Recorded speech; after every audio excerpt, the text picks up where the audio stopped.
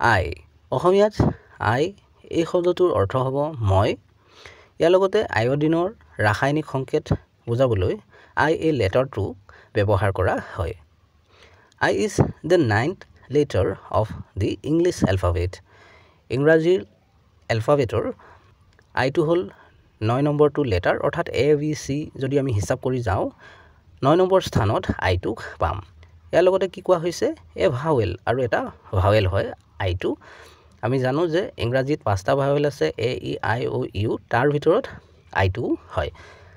I represents the number 1 in the Roman numeral system আৰু Roman সংখ্যা প্ৰণালীত আইটোৱে